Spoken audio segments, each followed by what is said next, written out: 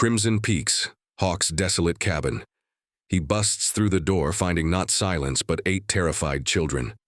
"Please don't send us away," a small voice begs, echoing the unforgiving wild. His sanctuary invaded, his solitude shattered by a hidden truth. Elias must decide their fate. A decision that will forge a man or break him. Elias, known to the few who dared speak his name as Hawk, was less a man and more a force of nature, sculpted by the very mountains he called home. His frame was as rugged as the ancient pines, his eyes as keen as a raptor's, forever scanning the vast, empty expanse. For years he had been a ghost in the wilderness, a legend whispered in the remote settlement of Redemption Gap, a place he avoided with fierce determination. His cabin, a fortress of hand-hewn logs nestled deep within a hidden valley, was his only confidant, his shield against a past he had painstakingly buried beneath layers of ice and stone. Every winter, before the true fury of the high country descended, Hawk embarked on his long trapping treks, securing the pelts that were his currency in a world he barely touched. This year, with a heavy pouch of silver, he had done something unprecedented. He entrusted his sacred space, his very solitude, to Jedediah and Martha Bishop, an elderly couple from Redemption Gap, promising them a handsome sum for its safekeeping. He expected in return nothing but the undisturbed silence, the cold comfort of an empty home. Months later, the first breath of spring softened the mountain's grip, and Hawk began his descent. The weight of his pack, laden with the winter's fortune in furs, was less burdensome than the weariness etched deep into his soul. He yearned for the quiet, for the simple, stark beauty of his cabin. The familiar scent of pine, earth, and wood smoke usually guided him home, a primal beacon in the vast wilderness. But this time, something was different. A subtle discord in the harmony of the mountain air. The faint, sweet smell of wood smoke was there, but it was interwoven with unfamiliar scents. The faint sweetness of baking, a hint of something clean, like soap or lavender, and beneath it all, the undeniable aroma of a simple simmering stew. A knot tightened in his gut. The bishops were supposed to be long gone, back to the lowlands with their payment. As he drew closer to the clearing, the familiar outline of his cabin appeared, but it seemed subtly altered, imbued with a strange, foreign warmth. Then, through the small, grimy window pane of his own front door, he saw them, not the weathered faces of Jedediah or Martha. Instead, a pair of wide, startled, childlike eyes peered back at him. A small, pale face framed by unruly strands of light brown hair froze in mid-motion, clutching a roughly carved wooden bird. The world, which had been so clear a moment ago, fractured into 1,000 icy shards around him. The silence, his carefully constructed peace, had not just been broken. It had been utterly invaded. A chilling premonition, colder than any winter wind, settled upon his shoulders, whispering of a destiny far removed from the solitary path he had chosen. This was no simple breach of trust. This was an upheaval, a complete reshaping of the desolate sanctuary he had always called his own. The child's face, a pale, fragile blossom framed by tangled hair, vanished from the window as abruptly as it had appeared. Elias Thorne felt a primal chill, one that had nothing to do with the melting snow. His home, his sanctuary, was no longer his. The air, usually crisp with pine and cold, now carried the faint, unsettling hum of human presence, a cacophony of quiet breathing, and the distant creak of floorboards within his own walls. Every muscle tensed, every sense sharpened, not for prey but for an unknown trespasser. He drew a deep, ragged breath, the scent of wood smoke mingled with something else, the undeniable sweetness of cooked fruit, a strange, cloying aroma that spoke of warmth and domesticity, utterly alien to his solitary existence.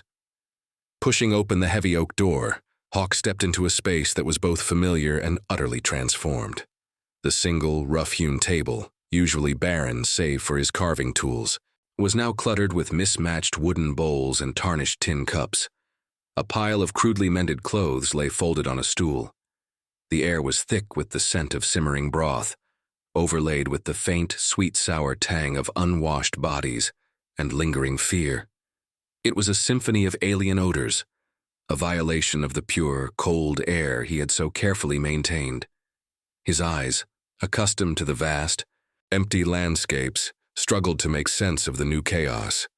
Small, rough blankets were scattered across the floor, forming makeshift nests. A child's drawing, a crude depiction of a bear, was tacked to the wall, a brazen splash of color against the weathered logs. Then he saw them. 7 more small figures huddled in various corners, their eyes wide and fixed on him, like a covey of startled quail. They were impossibly small, their faces smudged with dirt, their clothes too thin for the lingering mountain chill. Their fear was palpable, a silent scream that echoed in the sudden, cavernous silence of his cabin. One figure stood apart near the hearth, a girl perhaps 17 winters old.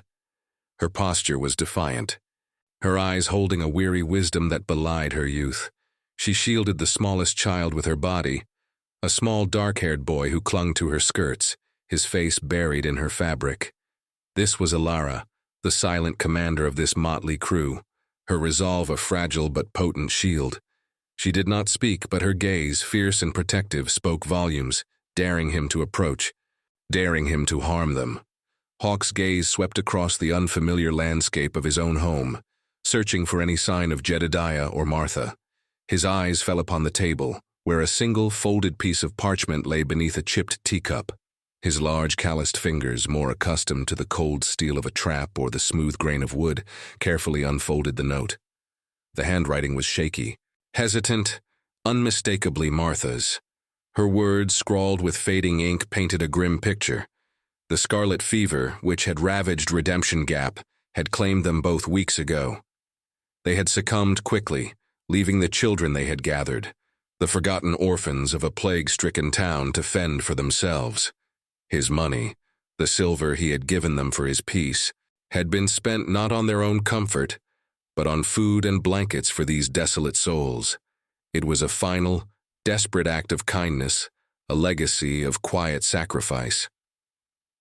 Martha's letter ended with a plea, a whispered hope that the mountain man would somehow understand that his cabin, strong and remote, would offer these children a refuge where no one else could or would. The words stung, a bitter irony. He had paid for solitude, and in return he had been burdened with the most profound connection imaginable. Rage simmered within him, cold and sharp, at the violation, at the audacious presumption of the bishops. His sanctuary, the only place where his past could not find him, was now a public house for the unwanted. He recalled the whispers from the lowlands, the talk of sending these abandoned children to the reformatories out east, places that swallowed souls and returned empty shells, places where innocence withered and hope died a slow, agonizing death. The thought, cold and stark, struck him with an unexpected force. To simply cast them out, to send them down to face that fate, felt like a betrayal not just of the bishop's final wish, but of something deeper, something dormant within his own hardened heart. Ilara's eyes, unwavering and filled with a desperate plea he could not ignore, met his. In them he saw not just fear, but a flicker of the same untamed spirit that mirrored his own. They were pariahs, both of them, forged by a world that had cast them aside. The wilderness had always been his refuge, a place of stark laws and brutal beauty. Now it had become a crucible, testing the very foundations of his solitude. He looked at the small, makeshift beds, the scattered toys, the evidence of life stubbornly clinging to existence in the heart of his desolate haven. He could turn and walk away, let the mountain reclaim its silence, let the world devour these unwanted souls. But as his gaze lingered on Ilara, on the small boy hidden behind her, a decision, cold and resolute, began to form within him. He did not know what this meant, or how he would survive it, but the path back to his old life, to his unbroken solitude, had vanished. He was here, in this cabin, with these children, and for the first time in many years, Elias Thorne was truly and irrevocably bound. The air in the cabin was thick with an unspoken challenge, A silent war waged between the mountain man's solitude and the fragile, desperate hope in Alara's eyes. Elias Thorne, a man who spoke only when absolutely necessary, found himself in a tableau he could never have imagined. Before him stood not just one, but 8 young souls, their lives a testament to the raw indifference of the world. They clung to each other, a small shivering flock, their presence a violent rupture in the meticulously ordered silence of his existence. He stood there, a towering figure framed by the open door, the cold mountain air swirling around him, carrying the scent of pine and distant snow. Yet the cabin, for all its new warmth, felt utterly foreign. Ilara, the eldest, held the small boy tighter, her gaze unwavering. She was a slip of a girl, yet in her eyes, Hawk saw a steel that reminded him of the enduring strength of the mountain itself. She was a fledgling matriarch, burdened by a responsibility that was too heavy for her slender frame. The other children, ranging from the toddler clutching Alara's skirt to a quiet boy of perhaps 12, watched him with a mixture of terror and a flicker of nascent curiosity. Their eyes, wide and luminous in the dim light, absorbed every detail of his rugged appearance: the thick, matted beard, the fur-lined coat, the worn leather of his boots. He was a creature of the wild, a harbinger of the unknown. He surveyed the cabin again, his gaze lingering on the remnants of their desperate occupation. A half-eaten loaf of stale bread lay on the table, alongside a small empty basket. The few meager possessions they had were scattered: a wooden doll with a missing arm, a worn book with its pages dog-eared and stained, a tiny patched quilt. This was not a haven. It was a last stand, a precarious perch on the edge of utter despair. He could feel the pulse of their fear, quiet thrum beneath the surface of the cabin's strained silence. It was a language he understood, a primal instinct for survival, echoing the same struggle he had faced alone in the wild for so long. He imagined the journey back to Redemption Gap, the wagon full of shivering children, their faces pale with cold and terror. He pictured the sneering faces of the town elders, the cold, calculating eyes of Magistrate Blackwood, ready to dispatch them to the harsh confines of the Eastern reformatories. He knew the stories, the hushed tales of children losing their spirits, their very will to live, within those unforgiving walls. To send them back was to send them to a slower, more insidious death than the mountain could offer. The thought, once a flicker of distant concern, now burned with a surprising intensity. This was not his fight, not his burden, yet an ancient, forgotten sense of justice stirred within him. His gaze returned to Ilara, who seemed to brace herself for an inevitable pronouncement. He saw the way her hand instinctively went to the small wooden bird that now lay on the table, the same one the child in the window had clutched. It was a simple, innocent thing, a stark contrast to the grim reality that surrounded them. The very air seemed to crackle with anticipation, a heavy silence pregnant with their collective fate. He finally spoke, his voice a low rumble, unaccustomed to the nuances of human interaction. The words were not an invitation, but a declaration, a stark and uncompromising truth. He offered no comfort, no soft reassurances. The mountains demanded strength, and so would he. He would not offer a home, not yet, but a temporary reprieve, a sanctuary carved from the wild, where the rules were his, and the price was their labor, their respect, and their absolute obedience. His home was not a charity, but a crucible, where survival was earned, not given.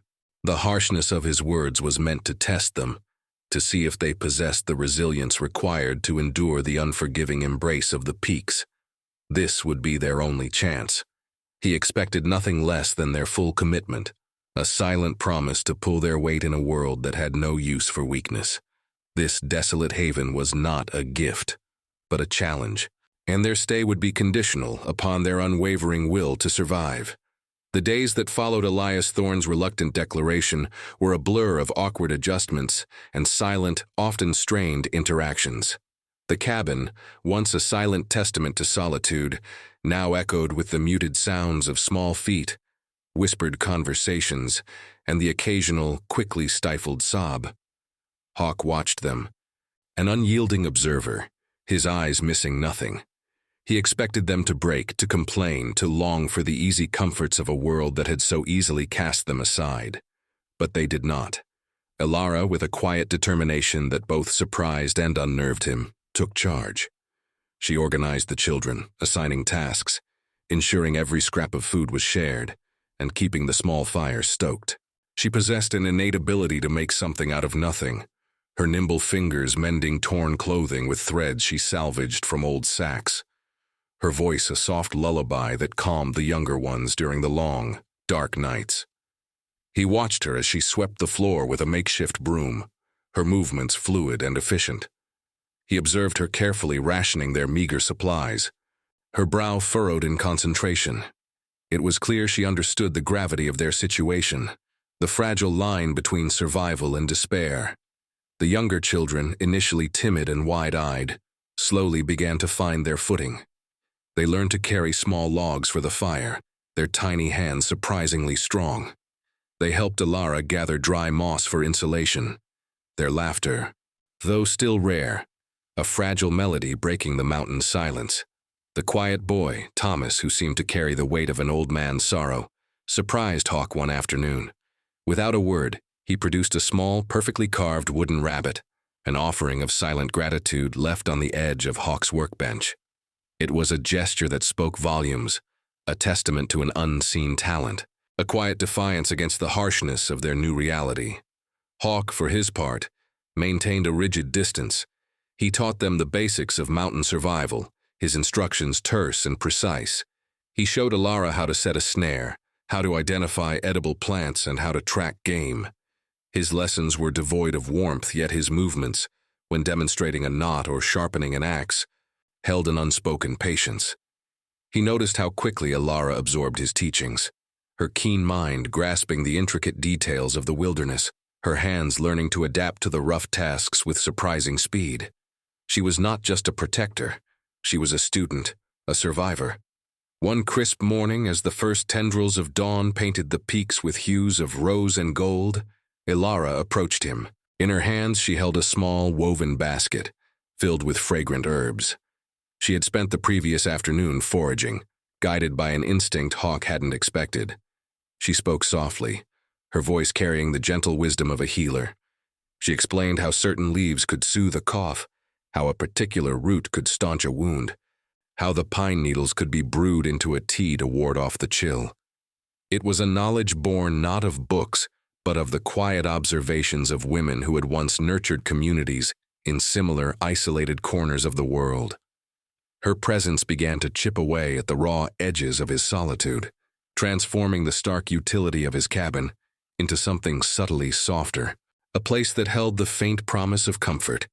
He had built this cabin as a shield, a fortress against the world's intrusions. Now he saw Ilara mending a torn curtain, humming a forgotten tune, her presence weaving warmth and softness into the rough-hewn logs. She wasn't merely existing. She was beginning to reshape the very essence of his home. His cabin, once a place of stark survival, was slowly, irrevocably transforming into a place of warmth, a sanctuary not just from the cold, but from loneliness itself. The transformation was unsettling, yet he found himself not pushing it away. Just as the faint stirrings of a new routine began to settle, the mountain in its brutal indifference tested them. A sudden, unexpected blizzard swept down from the peaks, earlier and fiercer than any Hawk had seen in years. The wind howled like a banshee, rattling the shutters, threatening to rip the sturdy cabin from its foundations. The snow fell thick and fast, burying the small supply of firewood they had painstakingly gathered. The fire, their lifeline, began to dwindle. Hawk watched, a grim determination set on his face. As the cold began its insidious creep into the cabin, he knew the peril they faced, the unforgiving nature of the mountain.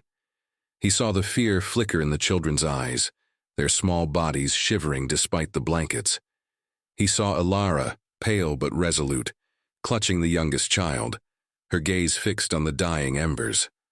The blizzard was a formidable foe, a stark reminder of their vulnerability. The mountain was not done with them yet, and the true test of their tenuous claim to this sanctuary was just beginning. The blizzard raged, a monstrous white beast that clawed at the cabin walls, its icy breath seeping through every crack and crevice. The fire, once a defiant beacon against the encroaching cold, dwindled to a few desperate embers. Hawk, grim-faced, realized their peril was greater than any he had faced alone. The last of their firewood was exhausted, and the snow piled high against the door made any attempt to venture outside a death sentence. The children huddled together, their faces pale and drawn, their small bodies trembling. The youngest, a frail toddler, began to cough, a wet, rattling sound that tore at the fragile peace of the cabin. Panic, cold and sharp, began to creep into the air. Hawk searched for solutions, his mind racing through every survival trick he knew, but the blizzard had trapped them, cut off their access to the life-giving warmth of wood. His gaze fell upon Ilara, who sat cradling the coughing child, her face a mask of quiet despair. But then, a flicker of something new sparked in her eyes, a sudden, desperate resolve. She looked around the cabin, her gaze sweeping over the sturdy but plain furniture, the rough-hewn shelves, the very logs that formed their shelter. Hawk watched, curious, as she rose, her movements deliberate despite her weariness. Without a word, Ilara began to dismantle one of the unused wooden stools, its legs and seat providing a small but vital amount of fuel.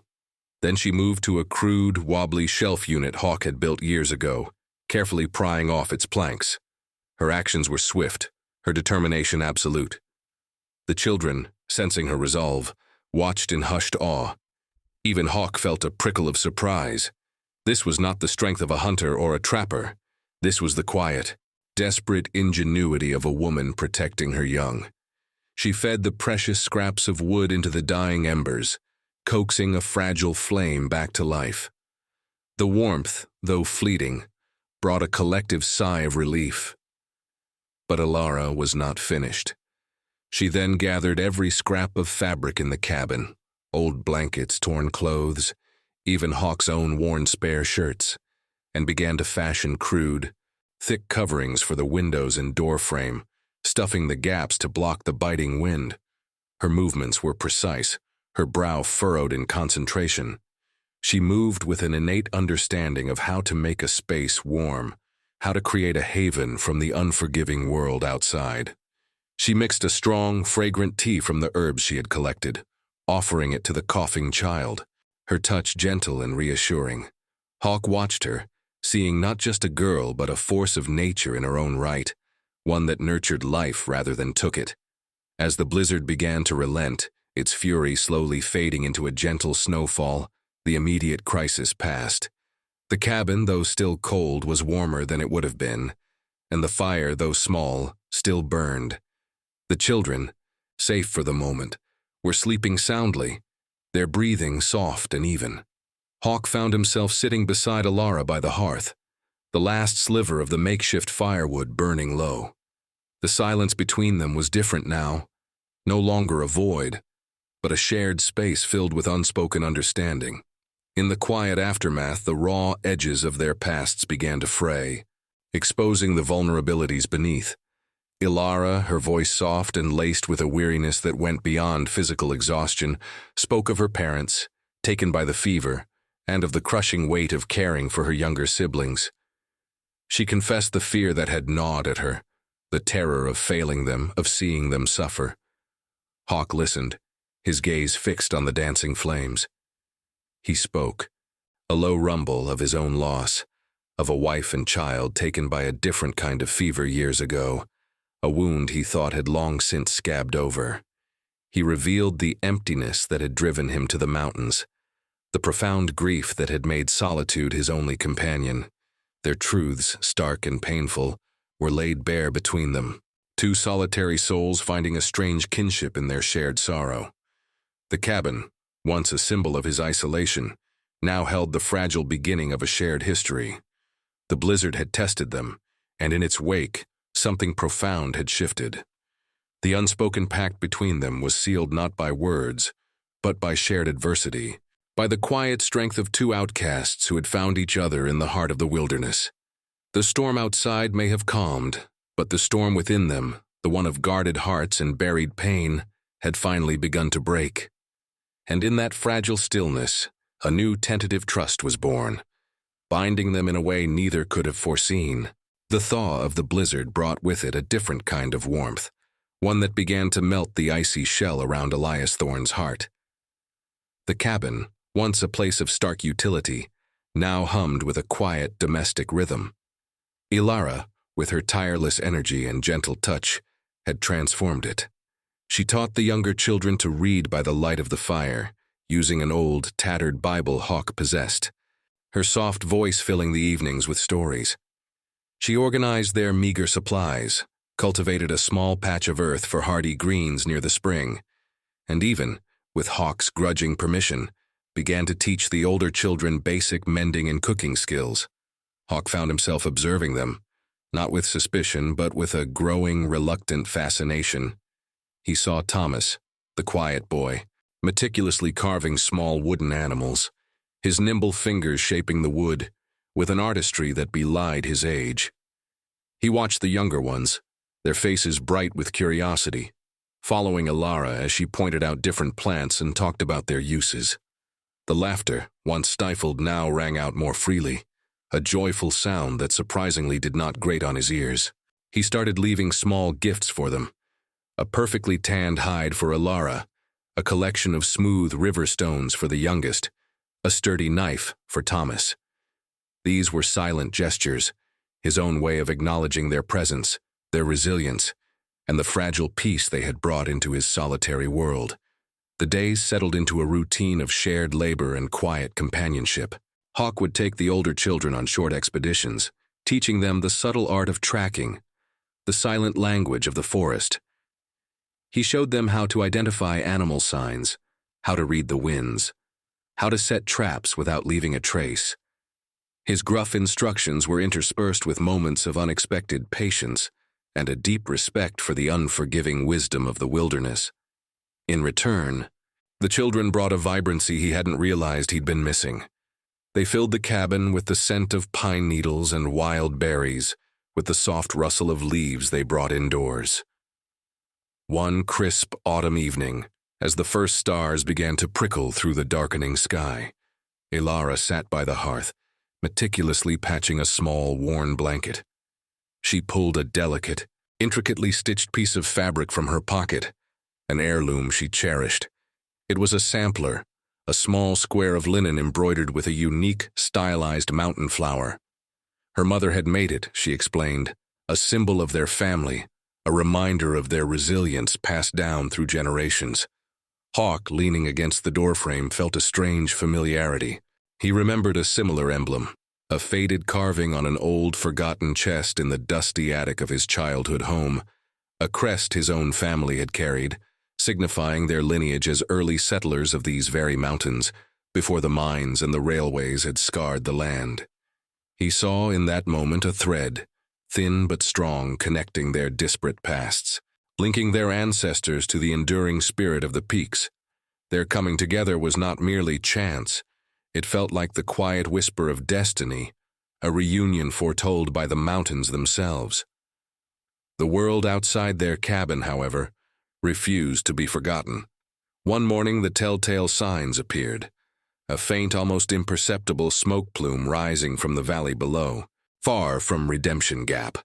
Then, a few days later, a strange ornate buckle, clearly not from a trapper or a local settler, was found near one of Hawk's farthest snares, glinting in the weak morning sun. It was foreign, out of place, a stark warning. The peace they had painstakingly built, the fragile haven they had created, was about to be shattered. The mountain, which had cradled them in its vast embrace, now seemed to hold its breath, sensing the encroaching shadows. Something was coming, a threat from the world below, a shadow that sought to reclaim what they had fought so hard to protect.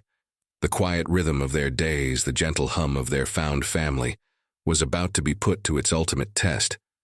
The serenity of the mountain, once a silent guardian, now felt like a fragile veil over an encroaching storm. The strange buckle, glinting with a dangerous glint, was a stark herald of the past's unwelcome return. Hawk, his senses sharpened by years of living on the edge, knew the peace they had carved out was tenuous. The faint smoke plume had thickened, a plume not of a trapper's fire, but of something larger, more deliberate, creeping up the valleys. The signs were undeniable. The world from which Alara had fled, the very world that had cast these children aside, was now coming to reclaim them. It was Magistrate Blackwood, a man whose stern face was as unyielding as the granite peaks, who led the incursion. He arrived not alone, but with two grim-faced deputies, their rifles resting ominously in the crooks of their arms. They rode into the clearing on stout mountain ponies, their progress slow and deliberate through the thickening undergrowth. Behind them, a large, empty wagon lumbered, its wooden wheels creaking ominously, clearly destined to carry away the cabin's newest occupants. Blackwood's gaze, cold and calculating, swept over the cabin, taking in the small figures of the children peeking from the windows, the telltale signs of a home where chaos had given way to a fragile sense of order. "Thorn!" Blackwood's voice, though not a shout, carried across the clearing, an unwelcome intrusion on the mountain's silence. "We know you harbor them. The law demands these children be taken to the territorial orphanages. It is for their own good, for the good of society." He spoke of duty, of the proper place for unwanted children, of the burden they placed on communities. He saw Alara as merely a runaway, the children as little more than vagrants. He did not see the nascent family, the fragile ecosystem of care and protection that had blossomed in the heart of the wilderness. To him, they were a problem, a stain on the otherwise orderly ledger of Redemption Gap. Alara emerged from the cabin, her face pale but resolute, the younger children clinging to her skirts, their eyes wide with fear. She stepped onto the porch, placing herself between the approaching men and her adopted family. Her hands were clasped tightly before her, but her posture was unwavering. Hawk emerged from the shadows of the cabin, his towering presence dwarfing Alara. His eyes narrowed, fixed on Blackwood. He was a silent sentinel, a mountain come to life, protecting his own. Blackwood, seeing Thorn's unyielding stance, decided to play a different card. He revealed a legal document, stamped and sealed, empowering him to take possession of the children, citing their abandonment and the perceived dangers of being raised by a mountain recluse. He even spoke of a reward for Alara, should she be willing to return to the town and divulge Hawk's whereabouts, portraying her as a victim under the old man's influence. He believed he was dealing with a simple man, easily swayed by legalities and threats.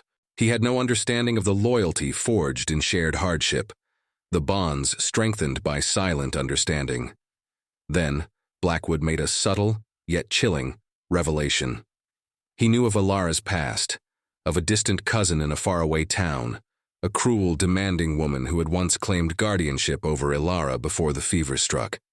He implied that if the territorial orphanages were too much trouble, he knew where else to send Alara, a place where she would be kept busy, subservient, and out of sight.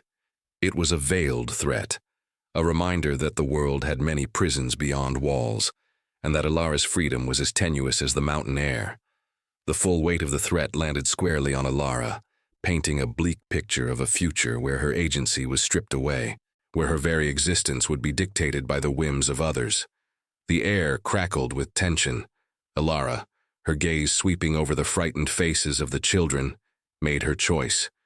She stepped forward, a quiet sacrifice forming in her eyes. She would go with them, she declared, if it meant the children would be left in peace, safe in the cabin with Hawk. It was a desperate gamble, a heart-wrenching offer, her very freedom for their safety. The words hung heavy in the cold mountain air, a testament to her fierce, unwavering love. She was willing to give herself up, to face an unknown and terrifying future, if it meant preserving the fragile haven they had built, buying them time, perhaps even a chance at true freedom. The clearing became a tense stage for a silent, desperate drama.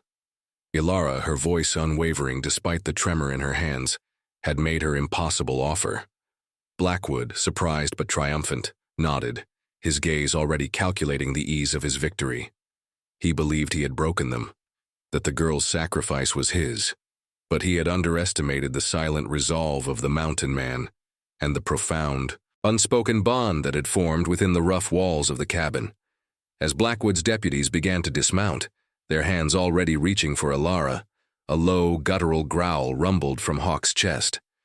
It was not a human sound, but the sound of the mountain itself, of an ancient territorial beast challenged on its own ground. He did not move with haste, but with a deliberate, intimidating slowness. His eyes, usually distant, now burned with an unyielding fire. He stepped forward, placing his colossal frame directly between Alara and the deputies, a living barrier. His hands, like gnarled roots, rested on the haft of the axe at his side, a silent, deadly promise. Blackwood, momentarily startled, scoffed. "You cannot fight the law, Thorn. These children are wards of the territory." Hawk's voice, when it came, was a low, resonant rumble, a sound rarely heard in its full force. He spoke not of law, but of a deeper, older justice. He spoke of the Crimson Peaks as his domain, a place where the laws of man bent to the will of the wilderness. He reminded Blackwood of the stories, of the legends whispered in Redemption Gap, of men who had crossed Elias Thorn and never returned. He spoke not with threats, but with the quiet authority of a man who had mastered the untamed land. Suddenly, a small yet powerful voice pierced the tension. Thomas, the quiet boy, stepped forward, clutching his intricately carved wooden rabbit. He pointed to Blackwood's saddle, where a small silver flask was tucked. "He drinks from that," Thomas declared, his voice clear and unwavering. "The kind that makes men forget their duties." The deputies exchanged uneasy glances. Blackwood, a man known for his strict temperance, paled. It was a small detail, but in a community built on appearances, it was a chink in his armor, revealing a hidden hypocrisy. Before Blackwood could recover, a rustle in the undergrowth announced another unexpected arrival. Old Man Hemlock, a reclusive trapper from the next valley, stepped into the clearing, followed by a handful of other mountain dwellers, grizzled men and women who had rarely left their solitary cabins. They were the ones Hawk had quietly helped over the years, sharing game, offering shelter during fierce storms, tending to their ailments with his knowledge of herbs. They were his unspoken allies, bound by the silent code of the mountains. They stood behind Hawk, their presence a quiet, unyielding show of force. Their faces were weathered, their eyes steady, each holding a rifle or an axe, a silent declaration of loyalty. The tide had turned. Blackwood, outmaneuvered and exposed, found his authority crumbling. He was not prepared for this united front, this unexpected defiance from the very wilderness he sought to control. He looked at the steely eyes of the mountain dwellers, then at Hawk's unwavering gaze, and finally at the small, defiant figure of Thomas, whose simple truth had exposed his lie. The battle was lost. With a final, frustrated sneer, Blackwood barked orders at his deputies. The wagon, meant for the children, turned and began its slow, creaking retreat down the mountain path, leaving behind only the lingering scent of desperation and defeat. The threat was repelled, the immediate danger averted. But as the last sounds of the retreating horses faded into the forest, Hawk looked at Alara, then at the small, relieved faces of the children. They were safe, for now. Yet the world outside, the world of Redemption Gap and its rigid laws, still existed. It was a world that had rejected them, and while Blackwood had retreated, the mountains would forever stand as a silent, formidable border between their fragile peace and the constant encroachment of the world below. Their victory was real, but it was also a reminder of the vigilance that would always be required to protect their found home. 9 months had passed since the departure of Magistrate Blackwood and his empty wagon. 9 months that had transformed the mountain cabin from a refuge into a thriving home.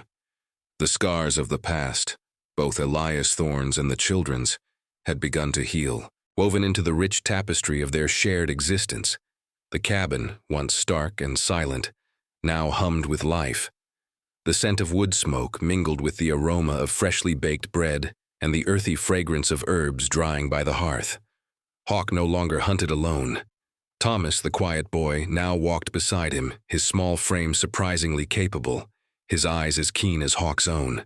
He had developed a profound understanding of the wilderness, tracking game with an almost instinctual grace, his wooden carvings becoming more intricate, more vibrant. The younger children, their faces flushed with health and joy, helped Ilara tend to a small garden where hardy vegetables now grew, coaxed from the mountain soil. Laughter, once a rare and hesitant sound, now echoed freely through the clearing, a testament to their newfound security and belonging. One crisp autumn afternoon, as the golden leaves danced on the wind, Elias Thorne sat on the porch, a small hand-carved rocking chair beside him. Ilara emerged from the cabin, her presence radiating a quiet contentment he had never imagined possible. She moved with a gentle grace, her hands resting protectively over the soft swell of her belly. The future of their found family, a future he had never dared to dream of, was literally growing within her. The cabin, once a solitary haven, was now a cradle, ready to welcome a new life, a symbol of their complete and utter healing. This child, their child, would be born of the mountain, a testament to resilience, to love found in the most unlikely of places. A final, astonishing truth had slowly unveiled itself in the months of shared stories and quiet moments by the fire. Ilara, in her simple family sampler, had revealed a stylized mountain flower, a symbol passed down through her maternal line. Speaking of ancient ties to these very peaks, Hawk, in turn, had shared a faded, leather-bound journal, passed down from his own ancestors, revealing old maps and forgotten names, chronicling the earliest settlers of the Crimson Peaks. Within its brittle pages, a similar emblem emerged, a rough sketch of that same mountain flower, drawn beside the name of a distant relative from Ilara's lineage. Their families, it turned out, had been intertwined generations ago, sharing not just a connection to the mountains but a deep, forgotten history. Their meeting had not been merely chance or misfortune, but the slow, inevitable reunion of two bloodlines destined to find each other once more, a circle completing itself through time and tragedy. The cabin, the mountain, and the silent strength that ran through both had always been waiting for them. The mountain had demanded much from Elias Thorne, stripping him bare of his solitude, challenging his deeply ingrained need for isolation. But in return, it had given him something infinitely more precious. It had given him a family, forged in adversity, bound by a love that transcended blood. It had shown him that true strength was not found in solitude, but in the fierce, unyielding act of protection, in the quiet courage of connection. Home, he had learned, was not merely a place of logs and stone, but a feeling, a sanctuary built not by walls, but by hearts brave enough to heal and souls willing to belong. The wild, untamed peaks had become their silent witness, watching as two outcasts, bound by an ancient destiny, found their redemption in the profound, enduring embrace of a found family. Did you enjoy this journey? Tell us from what corner of the world you're watching this story from. Leave your comment, and to make sure you don't miss the next adventure, subscribe to the channel.